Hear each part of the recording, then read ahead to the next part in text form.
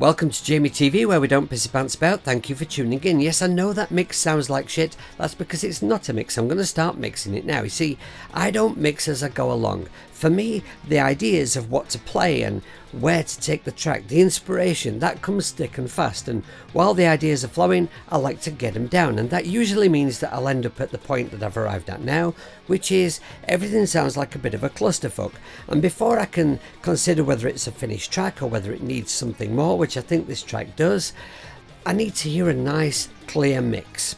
So I thought, you know what I'm going to do? I'm going to stick the cameras on, I'm going to record this process, I'll make some videos as I go along that may help one or two people out there. So let's not piss pants about, let's get stuck in Logic Pro for iPad. So this video will just be about mixing my drums. I'll make more videos about the other stuff later if I get more than 2.5 views.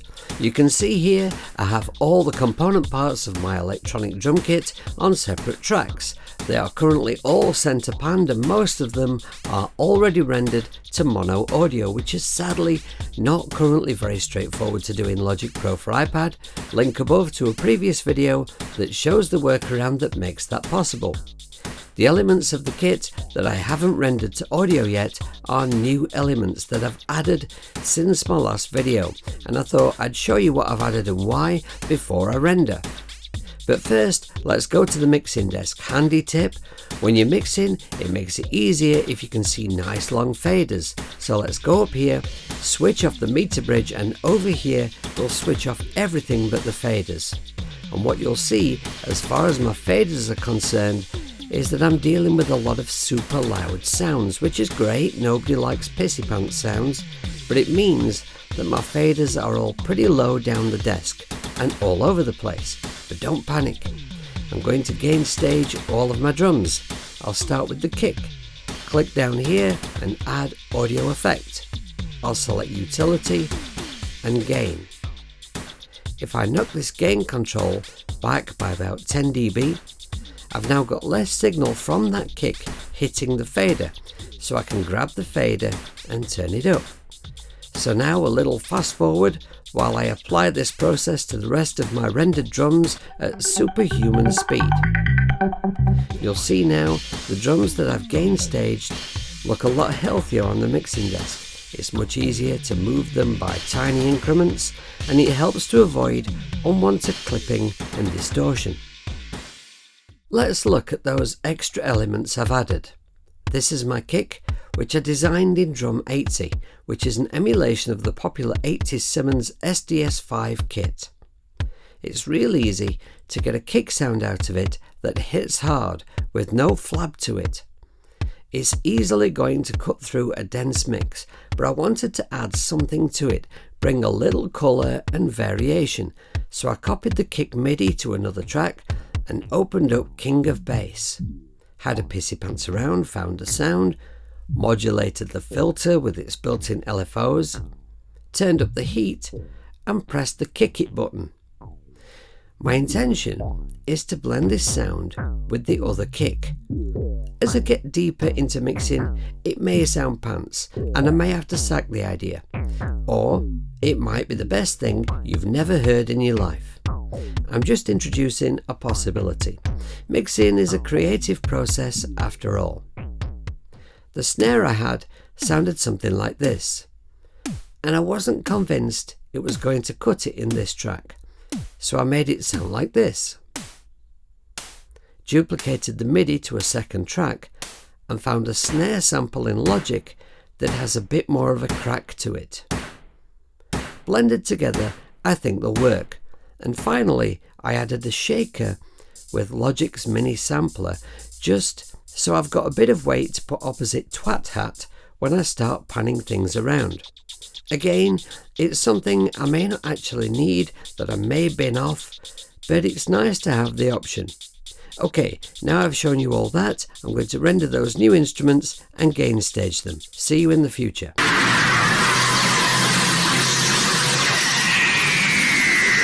Panning is a fascinating topic that could be a video all of its own, but for this video I'm just going to start placing my drums where I think they will work in this tune. It could change later, depending on where I place the other instruments. I'm going to keep my kicks and snares down the centre. throw twat hat a little this way, and put the shaker opposite. This weird blip sound can go over here. Now I need to move my loop because I have two quite different drum parts, and the other is tom and crash heavy. I'm going to spread the toms out like this. I want to hear them panning around like the drum fills in Queen's Fat Bottom Girls, my favourite track. And I'll have the busiest crash in the centre and the other two hard left and hard right.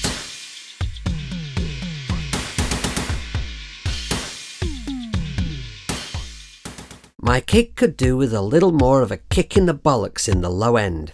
I'm not talking about sub, I'm talking about thump.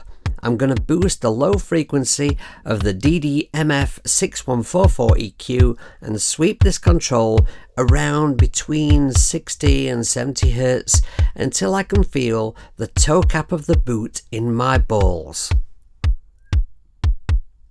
Now I can drop this boost back to taste, switch on the high and low pass filters and bring up the high pass to get rid of any super lows.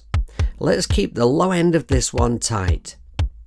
If you want to learn EQ, this one is a solid purchase. It's about as pro as it gets, but it has no presets or visualizer, so it's going to make you learn to use those things stuck on the side of your head. But this is YouTube, and I don't know how well you're going to actually hear this sub reduction, so over here I have Tone Booster's spectrogram. Let's switch off the high pass filter. 60 Hz is around about here. Now we switch the high pass filter back on, and there you see the reduction in sub content. I'm also going to carve a little of the mud out of this sound by cutting somewhere around 200 Hz by about 3 dB, and I'll reduce the cardboardy sound by dropping 700 Hz by about 5 dB. In the high mid frequency range, we'll take about 4.5 kHz up just a notch to make it cut, and up here we'll add a little click by boosting 8 kHz about maybe 3 dB. Let's do a before and after and check out the spectrogram. Some of you are probably expecting me to throw a compressor on here because it's a kick, and that's what YouTubers tell you to do, but listen to it. Doesn't need compressing. As for the other kick, I'm using FAC Medusa to hit the mids hard with some compression and saturation. But I've set the crossover between the low and mid bands very low at around 80 Hz, so I can use this knob to chop out the subs. If I bring up my low knob, you'll see what I mean.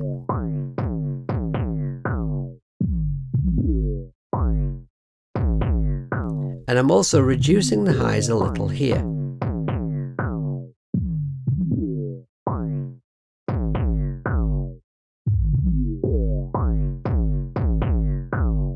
So together with the other kick, we have this.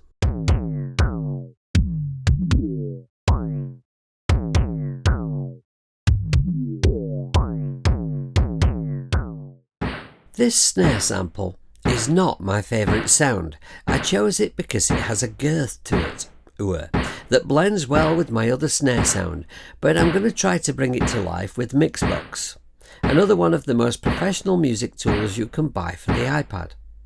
With the British EQ here, I'm boosting around 200 Hz a little to give it a bit more bottom, and I'm going to accentuate that extra low by carving away some boxiness by taking 500 Hz down a touch. The mids could have more poke, so somewhere around 2.5 kHz will have a little boost. And I think I'll just widen this Q a little, and it definitely needs to crack a little more, so I'm taking 8 kHz up away. I'm also adding a little more bite and warmth by using the tube push-pull of Saturator X, which sounds great on everything. Now this snare is a sample that was triggered by MIDI, deliberately entered at exactly the same volume for every snare hit. So it doesn't need compressing to even out the volumes like a real snare might. But by using this simple compressor, ignore this bit, this part is a gate. A brilliant one, but I don't need it. I'm using the compressor with a 3.1 ratio, fast attack button switched off, and a super fast release. This just takes the transient of the snare and makes it pop out a little more. As for my Simmons snare, I'm going to do absolutely bugger all to it, apart from blend it with the one I just pissy-panted around with. Okay, so we have 2 kick sounds and 2 snare sounds. Let's group them together to make life easy. We click over here and activate the groups panel. Then, in this little window up here, I'll select group 1. Same for the other kick. Now for the snares, we need to create a new group, group 2. And now, when I move either kick fader, they move together. And the same for the snares. Nice and easy, no pissy-panting about, live your best life. With no processing, my hi-hat sounds like this and has too much low frequency content. I've given it a lot more dynamics and made it sound much more sexy with Flux Pro, the absolute daddy of creative modulation and filtering multi-effects. The effects used here added to that excess low frequency content. So I've put Fabfilter's Pro Q3 after Flux Pro and shelved off below around the 200 Hz mark. In contrast, I want my shaker to be simple, bright and perhaps less prominent. So with Pro Q3, I'm going to add a high shelf to enhance the high frequency content and cut the lows quite savagely around about here.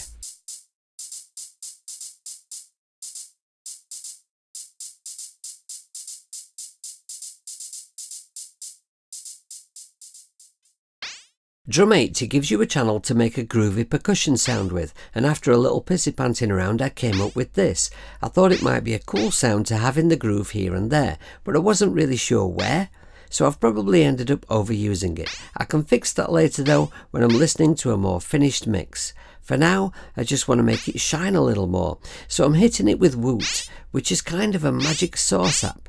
Through a 3-band array of both downwards and upwards compressors, it crushes down the loudest aspects of the sound and boosts the quieter artifacts, often with fascinating results. There's not a lot of low frequency content to this sound, but you can cut anything below 88 Hz here. And as the array of compressors are divided into 3 bands, you can balance the EQ of your sound with the 3 output gains here. So I'm just going to take the low output gain down. I don't think I need to do anything else to this sound, so let's hear it with the other drums.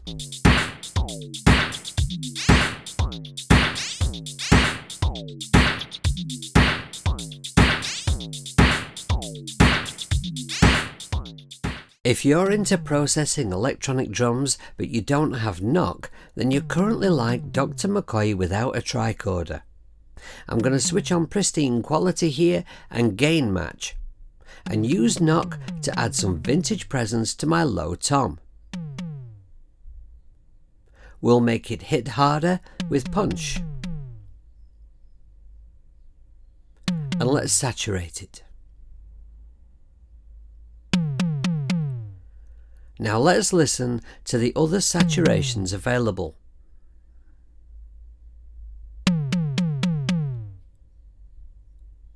I like that one. Now I'm going to add slight variations on this sound to my other 2 toms.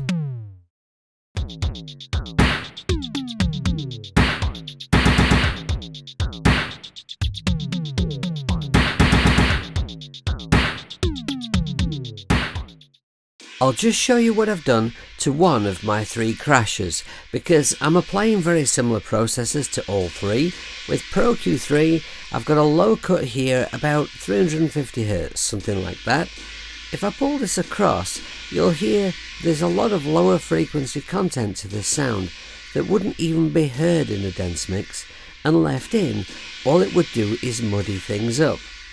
If I take this too far, it'll just sound shite. So we compromise in a nice, happy place. Not too muddy, not too shite. I noticed that this crash tends to obscure Twat Hat.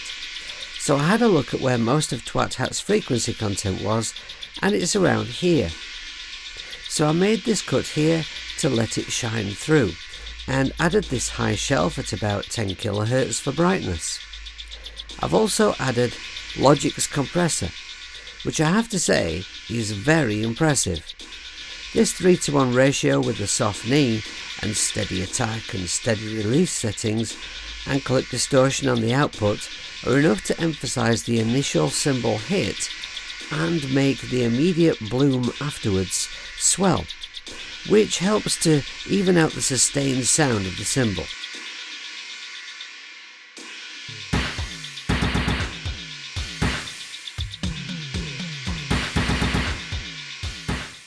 Alright, so I've worked through every individual drum instrument and I've got a sound alike on each one. Those sounds may be subject to change. As the mix becomes more involved, it might become apparent that tweaks aren't necessary. It would be unrealistic to think any other way at this point. But what we need to do next is, at the moment, those drums all sound like they're their own thing. We want to glue them together. We need to send them all to a group track where we can apply some effects that will make them sound like they belong together, like they're working as one. I'm going to show you how we do that, and then I'm going to show you how we set up a send so that we can have some reverb on our drums. So we're far from done yet, stay tuned. I'm going to press here and add the little grey output bus window to each channel. Now we press the multi-select button and select each drum channel. Now we go up to output on any one of the selected tracks, select bus, bus 1.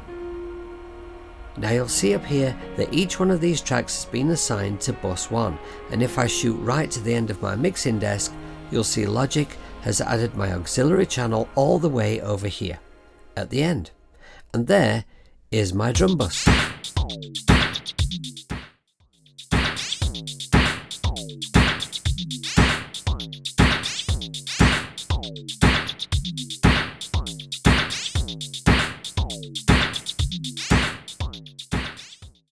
To add effects to a bus, or indeed to any of the regular channels from the mixer view, we need to press here, so that we can see effects. And if I scroll across my desk, you can see where I've added effects to the instruments. On my drum bus, you'll see I've added 2 effects. If I wanted to add another, I would press here to go into setup mode. Press this plus and add from the drop down menu. I've used Logic's compressor again, because it really is impressing me so far.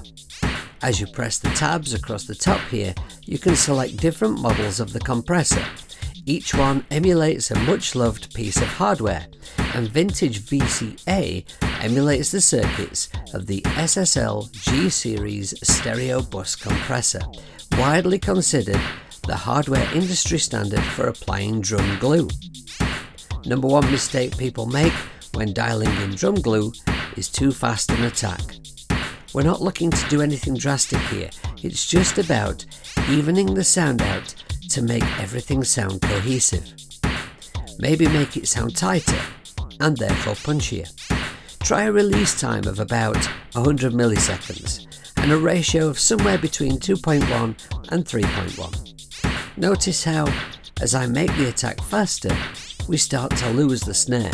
That's not cool, dude, so experiment with a slower attack, which will admittedly compress less, so you compensate by bringing the threshold down so it compresses at a lower input level, and then balance the two.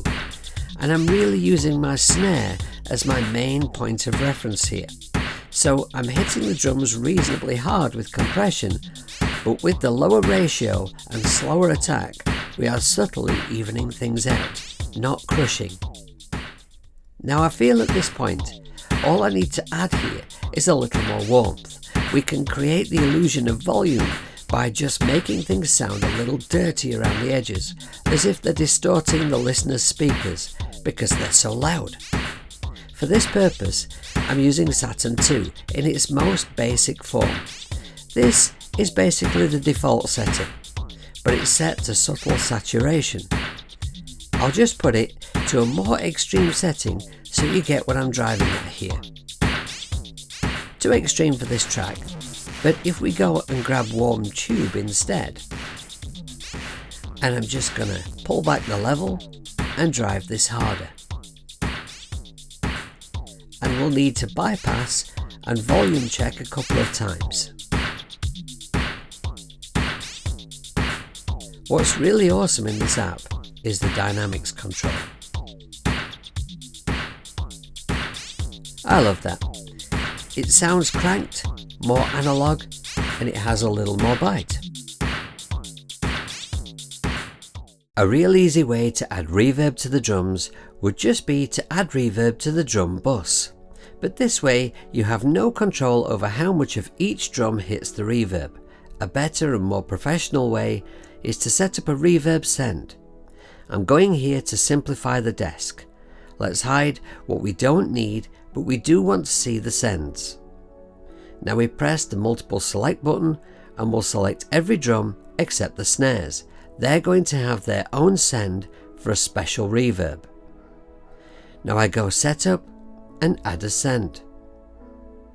Let's zoom to the end of the desk, and now we can see a new auxiliary channel has been added for me to put my reverb effect on.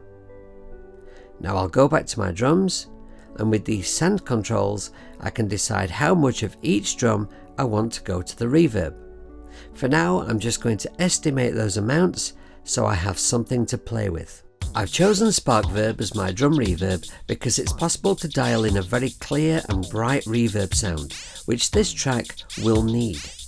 And it has low pass and high pass filters, which saves me adding an EQ after the reverb.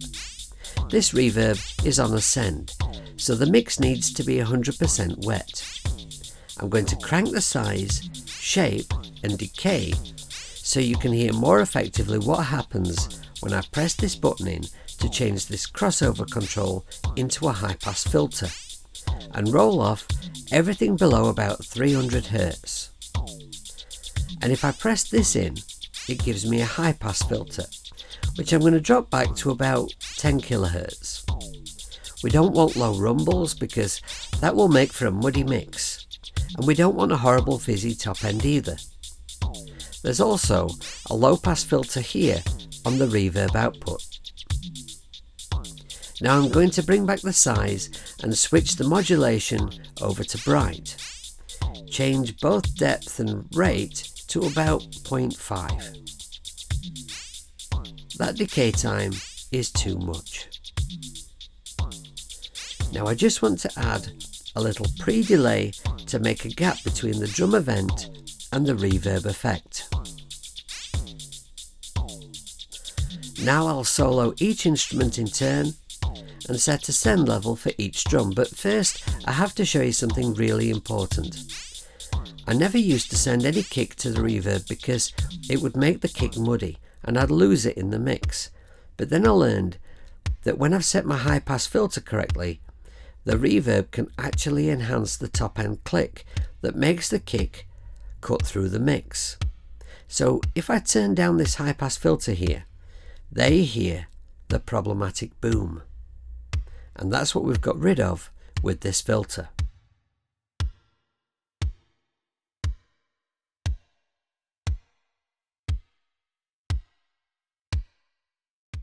Now I've set up my send levels for each drum or cymbal, and I've added an extra send for my two snares.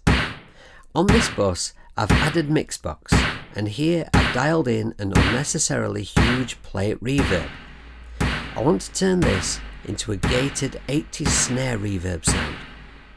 So I'll switch on this module and bring up the threshold of the gate. Extend the release time and drop the range a little. A little pre-delay might be nice.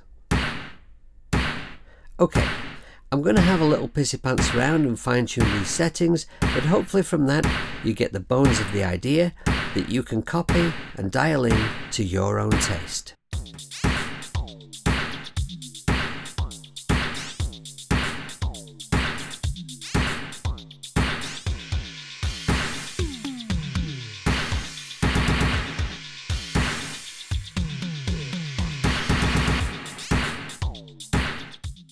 Thank you for watching. I hope there was something useful for you in this video.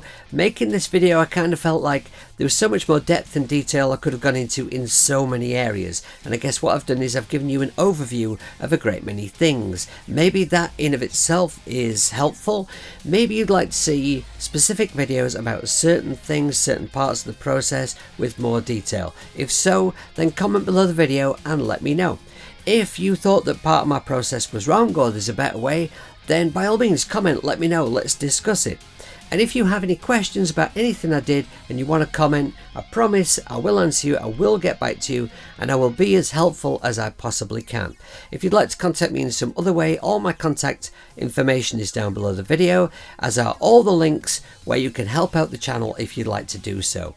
My merch, website, and Patreon, and all that stuff, you know, typical YouTuber stuff, right? So, until my next video, take care of yourselves, be good people, be kind, look after the planet, and don't pissy pants about. See you later.